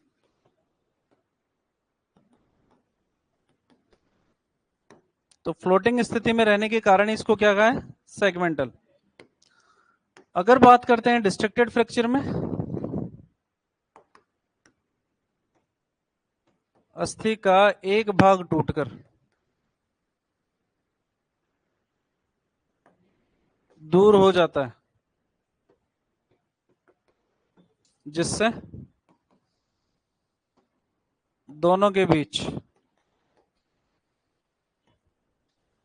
गैप आ जाता है। रिस्ट्रिक्टेड फ्रैक्चर के अंदर हमने कहा मल्टीपल फ्रैक्चर नहीं होगा, सिंगल फ्रैक्चर ही होगा, बस पार्ट जो टूट के वो क्या हो गया, दूर हो गया। दूर होने की वजह से क्या हो गया, गैप आ गया। यहाँ पर अगर ह्यूमरस टूटती है तो यहाँ पर गैप नहीं आ सकता। क्यों नहीं आ सकता? क्योंकि दोनों अस्थियां पैरेलल के अंदर है यहाँ पर। लेकिन अगर बात करते हैं ओलिगोडेंड्रोन प्रोसेस की, तो अगर वो अगर अल्ना से टूट जाएगा तो दूसरा सपोर्ट देने के लिए कुछ है नहीं उसके पास में, वो वैसे भी अलग निकला हुआ है, तो वो अस्थि से दूर होने के कारण फ्रैक्चर लाइन के बीच में गैप आ जाएगा। इसीलिए इसको क्या बोलेंगे, डिस्ट्रैक्टेड फ्रैक्चर। अगर फ्रैक्चर का बीच वाला पोर्शन फ्लोटिंग अवस्था के अंदर आ रहा है, ना तो ऊपर से जुड़ा हुआ ना ही नीचे से जुड़ा हुआ है, तो सेगमेंटल फ्रैक्चर। और जहां पर अस्थि की मुख्य लंबाई कम हो जाएगी उसको क्या बोलेंगे, राइडिंग फ्रैक्चर। क्लियर? अब उतारो।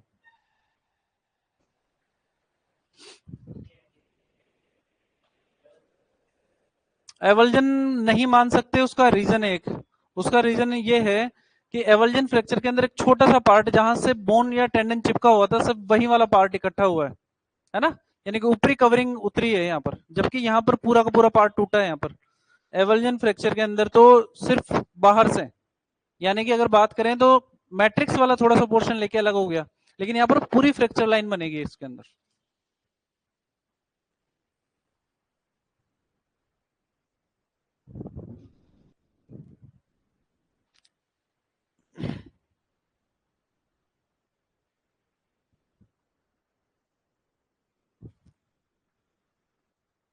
हेलो?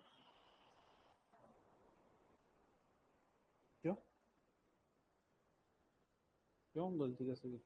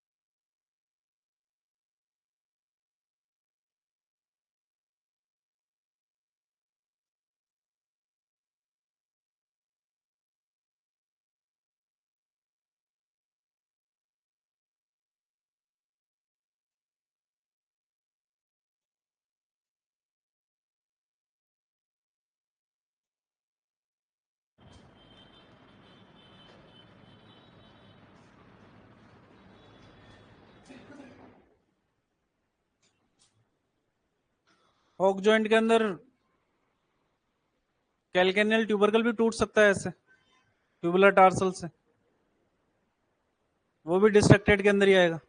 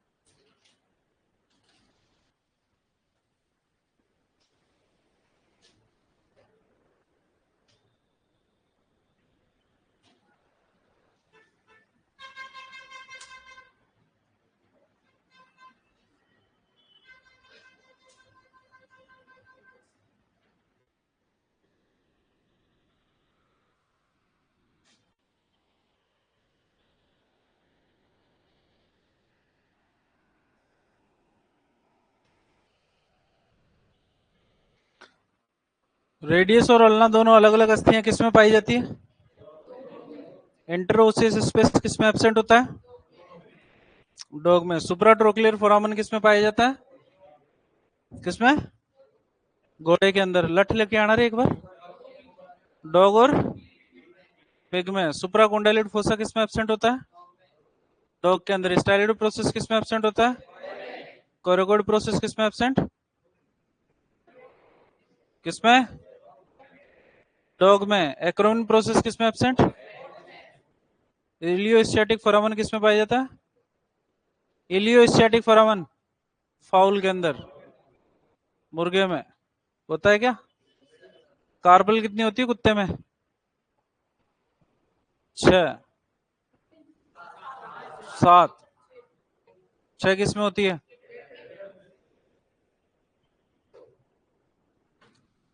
अच्छा, रेडियस और अल्ना जो आपस में जुड़ी हुई रहती है, अगर वो दोनों ही अलग हो जाए तो कौन से प्रकार का फ्रैक्चर बनेगा? रेडियस अल्ना सीधी सीधी जुड़ी हुई है, लंबवत अक्ष से जुड़ी हुई है। प्रोक्सिमल इंटरोसिस स्पेस और डिस्टल इंटरोसिस स्पेस को अगर बढ़ा दिया जाए तो दोनों अलग अलग हो जाएगी। कौन सा फ्रैक्चर कहलाएगा?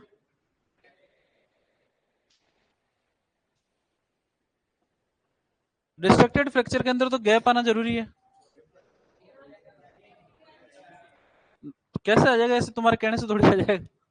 फ्रैक्चर है वो।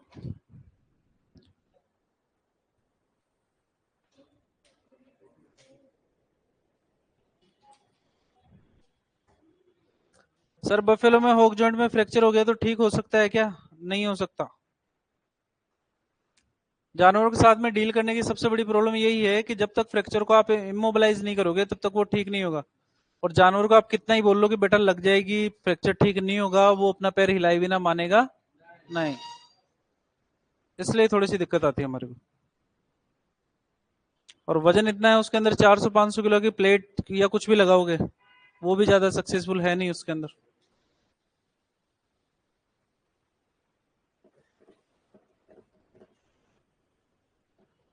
लिख लिया? नोट डाल के लिखो।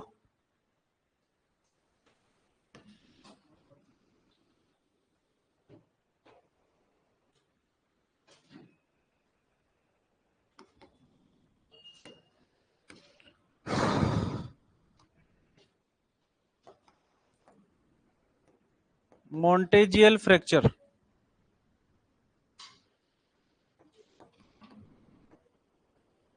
रेडियस और अल्ना के बीच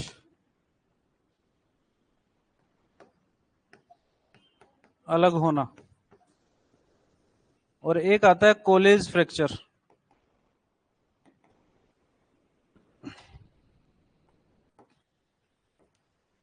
रेडियल के डिस्टल एंड।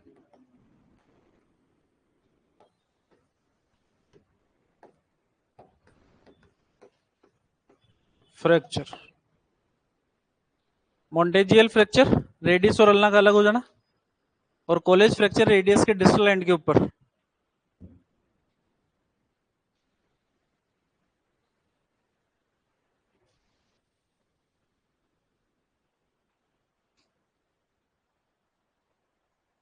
तो मोंटेजियल फ्रैक्चर तो क्या है ना कि बुक्स में दे रखा था इसलिए लिखवा दिया, और कॉलेज फ्रैक्चर इसलिए लिखवा दिया क्योंकि मेरे को हुआ था। दोनों ही कोर्स में नहीं है।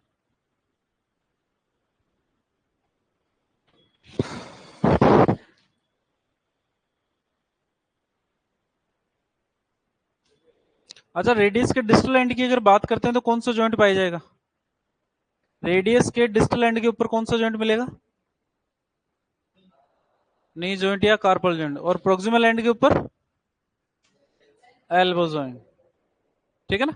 ऊपर वाले भाग को प्रोक्सिमल बोलते हैं, नीचे वाले भाग को डिस्टल बोलते हैं।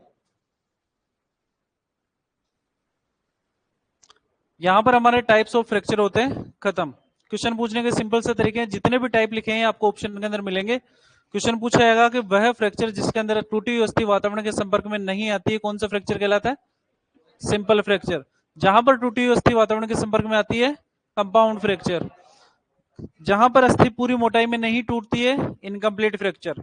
नवजात बछड़ों में सर्वाधिक कौन सा फ्रैक्चर पाया जाता है? Greenstick fracture. अस्थि के लंबवत अक्ष से 90 डिग्री पर फ्रैक्चर ट्रांसफर फ्रैक्चर। तिरछी लाइन हो तो ऑब्लिक फ्रैक्चर, और स्पाइरल हो तो स्पाइरल फ्रैक्चर। स्पाइरल फ्रैक्चर होने की संभावना सर्वाधिक किसमें होती है? ह्यूमरस, क्योंकि ह्यूमरस खुद कैसी है? सर्पिलाकार। जहां पर अस्थि के 3 टुकड़े होते हैं, फ्रैक्चर लाइन एक जगह पर आकर नहीं मिलती है, मल्टीपल फ्रैक्चर। और जहां पर एक जगह पर आकर मिलती है, कम्युनिकेटेड फ्रैक्चर। मांसपेशी का अत्यधिक दबाव कारण अस्थि का एक छोटा टुकड़ा मुख्य अस्थि से अलग हो जाना, एवल्जन फ्रैक्चर। यहां तक याद रखोगे। एपिफाइसिस, डाइफाइसिस, मेटाफाइसिस आपको पता ही है, इसलिए उनके नाम से फ्रैक्चर। अस्थि के मध्य भाग में फ्रैक्चर हो जाना क्या कहलाएगा? डाइफाइजियल फ्रैक्चर। दोनों तरफ किनारों पर फ्रैक्चर, एपिफाइजियल फ्रैक्चर। और डाइफाइसिस और एपिफाइसिस के बीच में मेटाफाइजियल फ्रैक्चर। तो वो नाम पता है, इसलिए मैंने नहीं लिखे हैं आपसे, आपको जवाब दे देना। बाकी बुक्स में जितने भी नाम दे रखे हैं ये अपन ने पढ़े हैं। हेडिंग डालो फ्रैक्चर के लक्षण।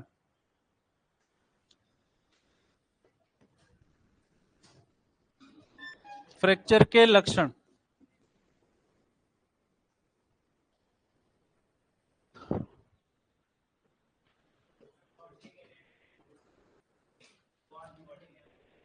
कॉम्प्लिकेटेड फ्रैक्चर की अगर बात करते हैं तो जहां पर बहुत सारी बोन टूटती है एक्सीडेंट के केस के अंदर, वो कॉम्प्लिकेटेड फ्रैक्चर।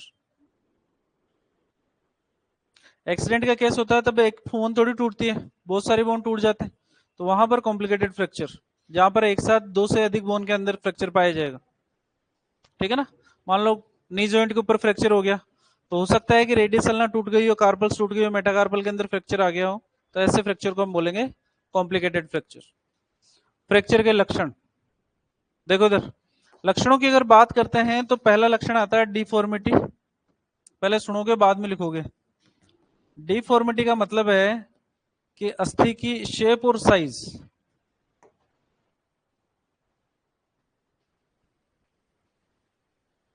व साइज में परिवर्तन आ जाएगा।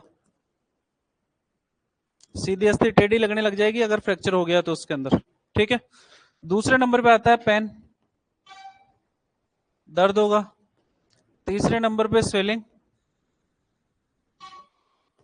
सूजन। जिस जगह पर फ्रैक्चर हुआ है उस जगह पर क्या आ जाएगी? सूजन। बेसिकली ये जो लक्षण लिख रहे हैं ये अपन कंप्लीट फ्रैक्चर के लिए लिख रहे हैं।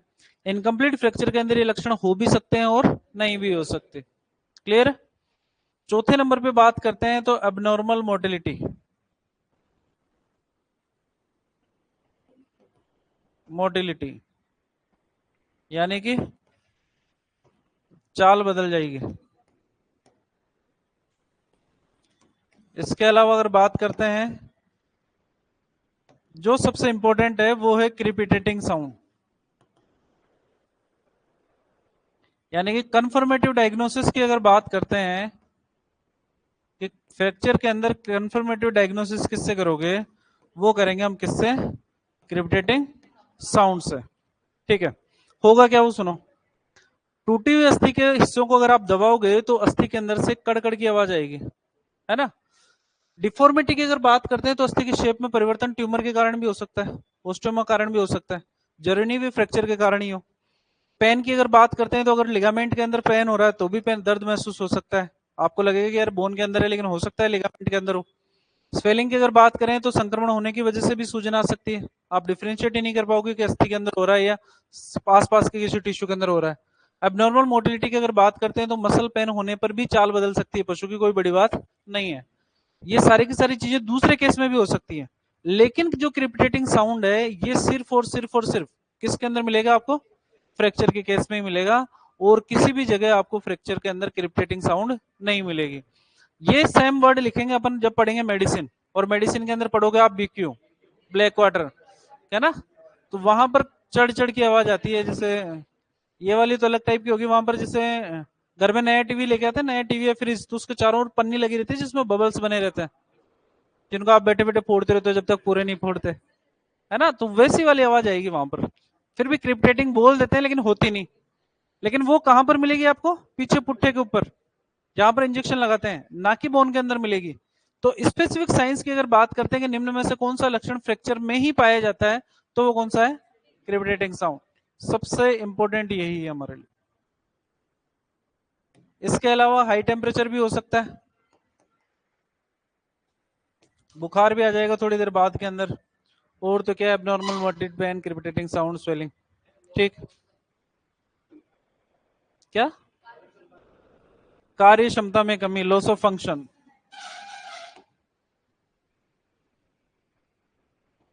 लॉस ऑफ फंक्शन, कार्य क्षमता में कमी। तो ये कुछ लक्षण है, आपको सिर्फ एक नाम याद रखना है और वो कौन सा है? टूटी हुई अस्थि को, तुम में से कोई उठ के बाहर मत चले जाना, तुम्हारे लिए नहीं है ये गाड़ी।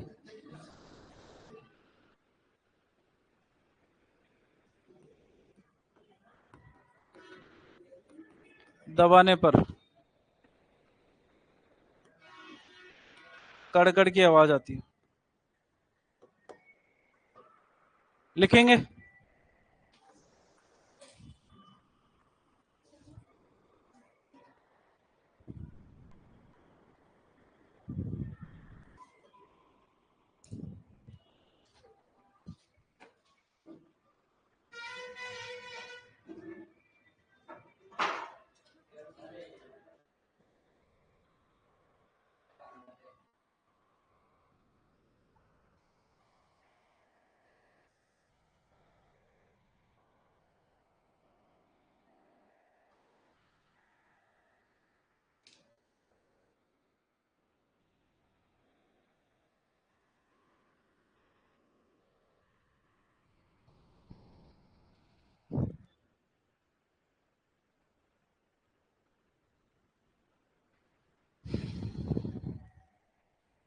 करण सिंह जी ने पूछा कि fracture which damage of surrounding muscles and blood vessel is, ये आपका ऑप्शन डिपेंडेंट आंसर आएगा और इसके अंदर आंसर करके आओगे आप कंपाउंड फ्रैक्चर। कंपाउंड फ्रैक्चर के अंदर अस्थि वातावरण के संपर्क में आएगी, तो वातावरण के संपर्क में कैसे आएगी? जब वो आसपास की मसल्स को तोड़ेगी, ब्लड वेसल्स को तोड़ेगी, स्किन को तोड़ेगी, तब जाकर ही वातावरण के संपर्क में आएगी, है ना? तो जहां पर अस्थि अपने आसपास के ऊतकों को नुकसान पहुंचाती है, रक्त वाहिनियों को तोड़ती है, ऐसे फ्रैक्चर को अपन क्या बोलेंगे?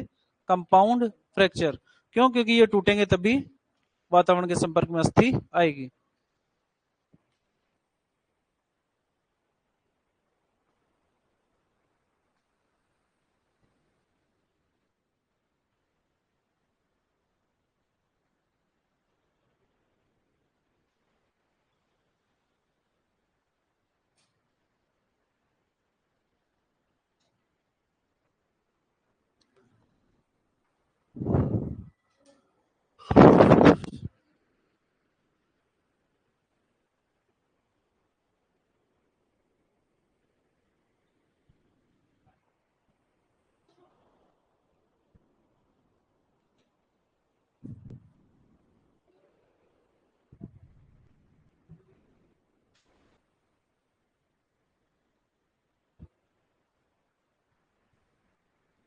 लाइव वालों से निवेदन है कि कमेंट करते टाइम पे बहुत ध्यान से बोला करें आप, है ना?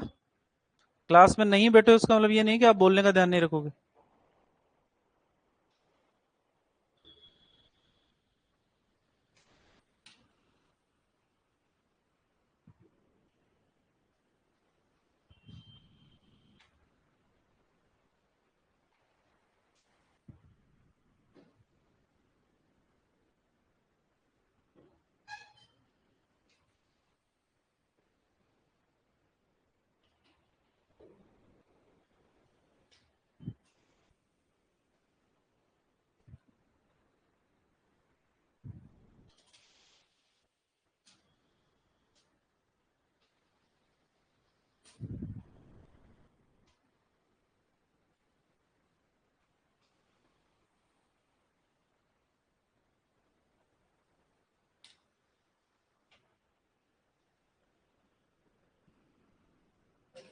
ये हो गए फ्रैक्चर के लक्षण, अंडरलाइन करोगे क्रिपिटेटिंग साउंड को।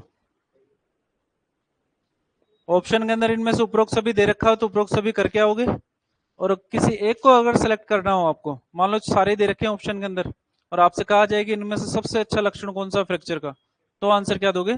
क्रिपिटेटिंग साउंड।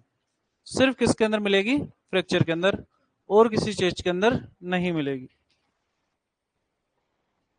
दिक्कत यहां तक? हेडिंग डालो फ्रैक्चर का उपचार। क्या? हाई टेम्परेचर बुखार? पूरा लिख देता हूं इसको, टेम्परेचर की वजह से कंफ्यूज हो रहा है।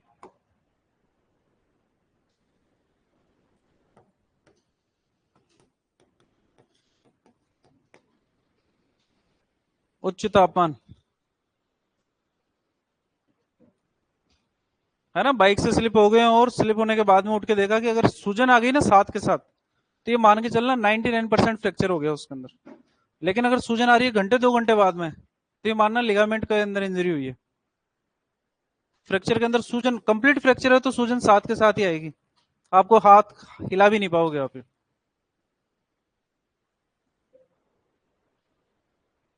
क्या इनकम्प्लीट फ्रैक्चर के अंदर होते ही ना सर, इनकम्प्लीट फ्रैक्चर के अंदर जरूरी नहीं है कि आपको ये साइन, इनकम्प्लीट फ्रैक्चर के अंदर आपको क्रिप्टेटिंग साउंड देखने को नहीं मिलेगी। क्यों नहीं मिलेगी? क्योंकि अस्थि पूरी टूटी ही नहीं हो सकता है, कोई बड़ी बात नहीं।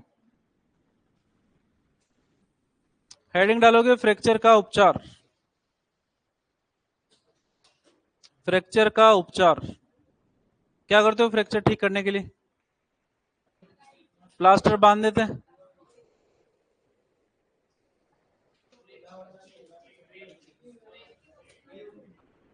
स्प्लिंट,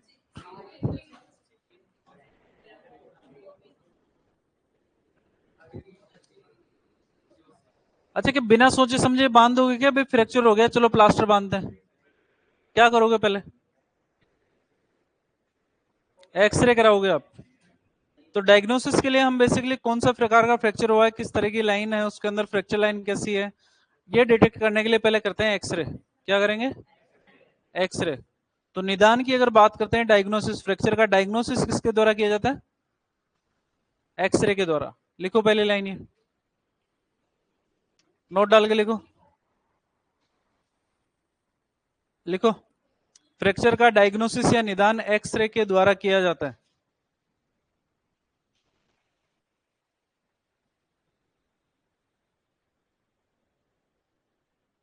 सर पीओपी को भिगोने के लिए वाटर का टेम्परेचर कितना होना चाहिए? नॉर्मल टेम्परेचर, है ना, नॉर्मल टेम्परेचर। लिखो फ्रैक्चर का निदान करने के लिए एक्सरे का उपयोग किया जाता है। एक्सरे।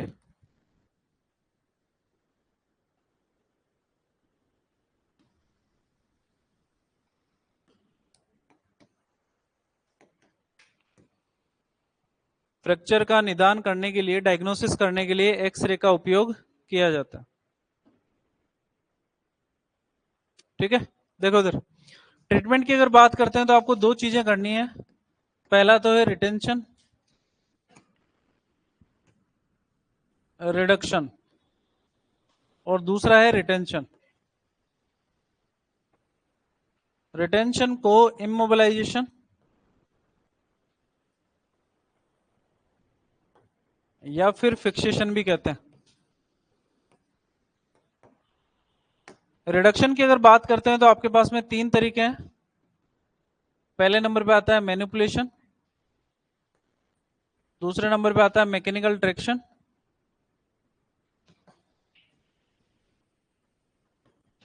और दोनों ही सक्सेस नहीं होते तो उस केस के अंदर अपन जाते हैं सर्जिकल अप्रोच के ऊपर। रिटेंशन या इमोबिलाइजेशन के लिए भी आपके पास में तीन तरीके हैं। पहला तरीका है कोऑप्टेशन स्प्लिंट एंड कास्ट, दूसरा है इंटरनल फिक्सेशन, और तीसरे नंबर पे आती है थॉमस स्प्लिंट।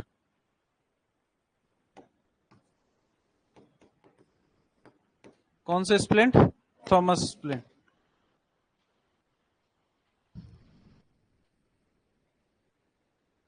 सुनो इधर, रिडक्शन का मतलब होता है कि जब अस्थि टूट गई है तो उसकी नॉर्मल एनाटॉमिकल पोजीशन में लेकर आओ जिससे कि अस्थि सही तरीके से जुड़े। अगर अस्थि एक जगह पर लंबे समय तक टेढ़ी अवस्था में रहेगी तो वो टेढ़ी ही जुड़ जाएगी। आप चाहते हो कि टेढ़ी जुड़े? नहीं, आप चाह रहे हो कि सही जुड़े, तो उसके लिए पहले उस टूटी अस्थि को उसकी नॉर्मल एनाटॉमिकल पोजीशन में लेकर आओगे। अस्थि को उसकी नॉर्मल एनाटॉमिकल पोजीशन में लेकर आना ही क्या कहलाता है? रिडक्शन। ठीक है, रिडक्शन का फायदा क्या रहेगा कि टूटी हुई अस्थि के दोनों भाग एक दूसरे के पूरे संपर्क में आएंगे, जिससे फ्रैक्चर के अंदर हीलिंग भी बढ़िया होगी और फ्रैक्चर कम समय के अंदर ठीक भी हो जाएगा। ठीक है, तीन तरीके हैं हमारे पास में। पहला तरीका है मैनिपुलेशन। मैनिपुलेशन के अंदर आप हाथों से दबाकर आप अस्थि को नॉर्मल एनाटॉमिकल पोजीशन में लेकर आते हो। मान लो कंपाउंड फ्रैक्चर नहीं है, सिंपल फ्रैक्चर है, आपको दिखाई भी नहीं दे रही है बोन, आपने हाथों से जस्ट मैनिपुलेट किया, मैनिपुलेट करके उसको नॉर्मल अवस्था के अंदर लेकर आ गए, उस केस को अपन क्या बोलेंगे, मैनिपुलेशन। मैकेनिकल ट्रैक्शन के अंदर मान लो जैसे गाय भैंस जहां पर हड्डियां मोटी होती है वहां पर हड्डियों को नॉर्मल एनाटॉमिकल पोजीशन में लेकर आना इतना ज्यादा सही नहीं होता हाथों के द्वारा, क्योंकि जोर काफी लगाना पड़ता है। तो अपन क्या करते हैं, नीचे की तरफ रस्सी बांधते हैं, हाथों से खींचते हैं रस्सी को, तो दोनों के बीच में गैप आ जाएगा और एक हाथ से हम अस्थि को मैनिपुलेट करके वापस उसकी नॉर्मल पोजीशन में लेकर आते हैं। चूंकि आपने उपयोग यांत्रिक बल का किया है इसलिए इसको क्या बोलते हैं, मैकेनिकल ट्रैक्शन। दोनों ही चीजों से पार नहीं पड़ रही तो फिर आपको क्या करना है, इंसिजन लगाना है, मसल्स को ओपन करना है, सामने हड्डी दिख गई, अब उसको सही तरीके से एनाटॉमिकल पोजीशन में लेकर आ जाओ और फिर उसके ऊपर क्या कर दो, प्लास्टर कर दो, जो कुछ भी करना चाह रहे हो। तो तीन तरीके हो गए, जहां पर अस्थि को हाथों से दबाकर सामान्य स्थिति में लाते हैं मैनिपुलेशन, यांत्रिक बल का उपयोग करके मैकेनिकल ट्रैक्शन, और शल्य क्रिया के द्वारा सर्जिकल अप्रोच। क्लियर। रिडक्शन या रिटेंशन, इमोबिलाइजेशन या फिक्सेशन, इसकी आवश्यकता पड़ती है हमारे को लंबे समय तक अस्थि को एक ही पोजीशन में बनाए रखने के लिए। क्यों? क्योंकि अस्थि को जुड़ने के लिए उसी पोजीशन में लंबे समय तक बनाए रखना पड़ेगा। घाव के ट्रीटमेंट के अंदर भी लिखा था इमोबिलाइजेशन ऑफ वुंड, कि घाव के अंदर सुचरा आपने क्यों लगाए हैं, ताकि घाव के किनारे एक दूसरे के साथ में रहे, चिपक कर रहे, जिससे कि हीलिंग जल्दी हो। हम भी यही चाहते हैं। इसके लिए आपको क्या करना पड़ेगा, रिटेंशन, इमोबिलाइजेशन या फिक्सेशन। तो अस्थि को ठीक करने के लिए, फ्रैक्चर को ठीक करने के लिए अस्थि को लंबे समय तक एक ही स्थिति में बनाए रखना क्या कहलाएगा, रिटेंशन, इमोबिलाइजेशन या फिक्सेशन। अब कैसे कैसे कर सकते हैं, पहले नंबर पे आती है कोप्टेशन स्प्लिंट और कास्ट। कोप्टेशन स्प्लिंट और कास्ट के अंदर आती है लकड़ी की कपच्चियां आ सकती है, या फिर नॉर्मल जो आप फ्रैक्चर के अंदर प्लास्टर बंधवाते हो पीओपी कास्ट हो सकती है, वो भी हो सकते हैं। स्प्लिंट के अंदर बांस की कपच्चियों का उपयोग अपन करते हैं, मेटल प्लेट्स का भी आप उपयोग कर सकते हो बाहर की तरफ लगाने के लिए। दूसरे नंबर पे आता है इंटरनल फिक्सेशन, इसको बोलते हैं आंतरिक स्थायीकरण। बाहर कुछ नहीं करना, अंदर से करना है। अस्थि की संरचना के अंदर पढ़ी थी अपन ने बोन मैरो कैविटी, पढ़ी थी। दूसरा नाम बताओ, मेडुलरी कैविटी। तो मेडुलरी कैविटी के अंदर इंट्रामेडुलरी पिनिंग करते हैं अपन। मेडुलरी कैविटी के अंदर मेडुलरी कैविटी की साइज की ही रोड डाल देते हैं, है ना, जिससे अस्थि हिलती नहीं है। कौन सी कैटेगरी में आएगी, इंटरनल फिक्सेशन। कई बार ऐसा भी करते हैं, अस्थि टूट गई तो रोड नहीं डाल रहे, अस्थि के बाहर की तरफ से आपने प्लेट लगाकर दो स्क्रू कस दिए तो भी अस्थि हिलेगी नहीं, वो भी इंटरनल फिक्सेशन के अंदर आती है। ट्रांसफिक्सेशन वायर्स आते हैं या स्क्रूज आते हैं।